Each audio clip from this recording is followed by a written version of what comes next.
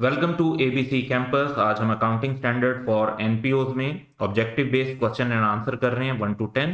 तो हमारे पास पहला क्वेश्चन ये है कि ये जो अकाउंटिंग स्टैंडर्ड फॉर एनपीओज हैं ये किसने इशू किए हैं, हैज बीन इशूड बाय। तो सिंपल सा आंसर है, इन्हें आईकैप ने इशू किया है। तो ऑप्शन ए होगा, the institute of chartered accountant of Pakistan. Second question है कि the primary source as basis of accounting for large sized NPOs. तो वो अकाउंटिंग स्टैंडर्ड फॉर एनपीओ में मेंशन है कि that would be IFRS issued by IASB. तो वो हम जो है यहां पर ऑप्शन डी करेक्ट होगा।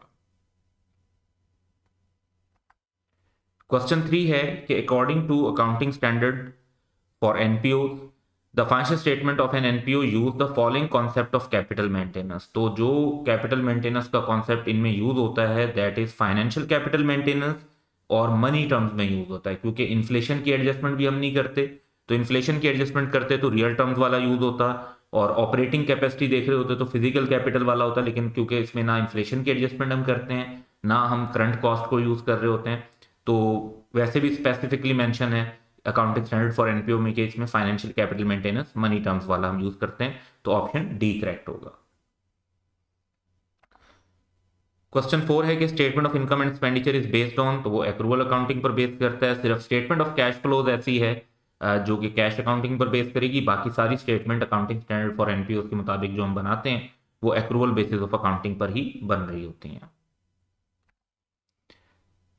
क्वेश्चन 5 है कि an NPO has a fund that is subject to externally impose stipulation specifying the resources contributed be maintained permanently. तो ये जब परमानेंट रिसोर्स मेंटेन करने की बात आती है तो ये इंडोमेंट फंड की बात हो रही होती है। आल्दो द कॉन्स्टिट्यूएंट एसेट में change from time to time, लेकिन जो उसका मेन फंड है वो आपने परमानेंटली मेंटेन करना है। तो इस which type of fund it is, तो फंड की टाइप के हिसाब से देखें तो जिसमें परमानेंट एक्सटर्नल रिस्ट्रिक्शन हो और उसमें प्रिंसिपल अमाउंट को परमानेंटली मेंटेन करना हो तो वो हमारा फंड कहलाता है endowment fund. Option D correct होगा। क्वेश्चन 6 है कि which of the following statement is incorrect with respect to restriction on contribution revenue of an NPO. तो ऑप्शन ए है कि रिस्ट्रिक्शंस में बी एक्सटर्नली इंपोज, ये बात तो करेक्ट है। और रिस्ट्रिक्शंस एक्सप्लिसिट भी हो सकती हैं, इम्प्लिसिट भी हो सकती हैं। जो रिस्ट्रिक्शंस इंटरनली इंपोज वैसे तो हो सकती हैं लेकिन वो रेवेन्यू के ऊपर रिस्ट्रिक्शंस नहीं कंसीडर होती, उनको फिर आप इंटरफंड ट्रांसफर के तौर पर ले लेते हैं। तो इसलिए जो इनकरेक्ट स्टेटमेंट होगी वो इसमें ऑप्शन बी बनेगा।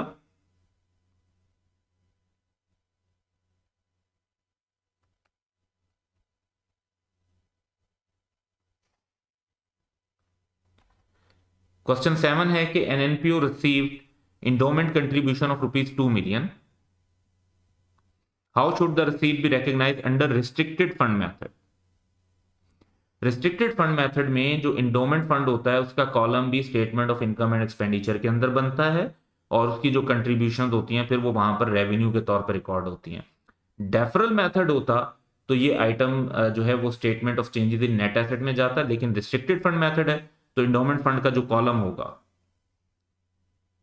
Statement of income and expenditure में उसमें रेवेन्यू के तौर पर रिकॉर्ड करेंगे। तो हमारा ऑप्शन ए करेक्ट है। क्वेश्चन 8 है कि an NPO received endowment contribution of ₹2 million। How should the receipt be recognised under deferral method.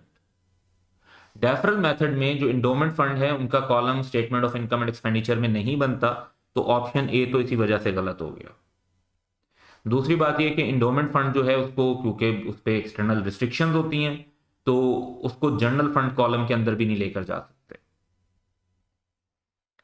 उसको हम रिकॉर्ड करते हैं as direct increase in the statement of changes in net asset, और उसका endowment fund column जो होगा उसमें record करेंगे। तो ऑप्शन सी हमारा करेक्ट आंसर है। लास्ट वन में क्योंकि जनरल फंड लिखा हुआ है तो ये गलती है। क्वेश्चन 9 है कि an NPO receive restricted contribution for expenses of current period. The corresponding restricted fund is presented separately. How should the receipt be recognized under restricted fund method.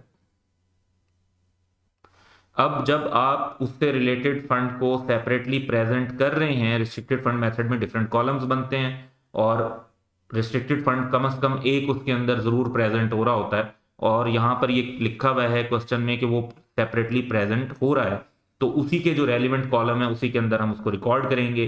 तो रिस्ट्रिक्टेड फंड मेथड में क्योंकि इनकम एंड एक्सपेंडिचर में multiple column होंगे तो ये उसी में record होगा, और क्योंकि वो वाला रिस्ट्रिक्टेड फंड प्रेजेंट हो रहा है तो उसके कॉलम में हम इस अमाउंट को इनकॉर्पोरेट कर सकते हैं। ऑप्शन ए करेक्ट होगा। क्वेश्चन 10 है कि NPO receive restricted contribution for expenses of current period, corresponding restricted fund is not presented separately।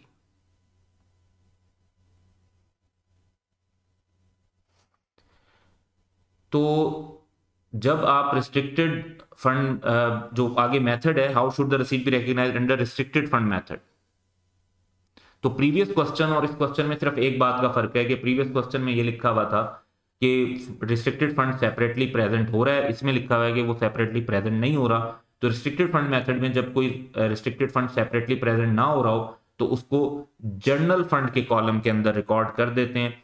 तो यहाँ पे रिस्ट्रिक्टेड फंड का कॉलम वो तो प्रेजेंट ही नहीं हो रहा, ये गलत हो जाएगा, रिकॉर्ड इनकम एंड एक्सपेंडिचर में ही होना है, और जनरल फंड में हो जाएगा क्योंकि उससे रेलिवेंट फंड तो प्रेजेंट नहीं हो रहा, तो वो जो चीजें प्रेजेंट नहीं हो रही होती डायरेक्ट वो जनरल फंड में चली जाएंगी। तो ऑप्शन बी करेक्ट होगा। तो ये हमारे 10 जो है एमसीक्यूज थे, and that's all for today. Have a good day.